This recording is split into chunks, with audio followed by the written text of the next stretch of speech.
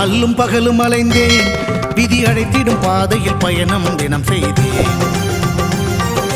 கண்ணீரே சுமந்தேன், பல துன்பங்கள் சுமப்பதை வாழ்க்கை என நினைத்தேன். இன்பம் என்றால் அது என்னவென்று கனவிலும் கூட கண்டதில்லை. எரிமலை பிழம்பில் நீந்துவதே பிறவி பயன் என நான் இருந்தேன். கருப்பசாமியை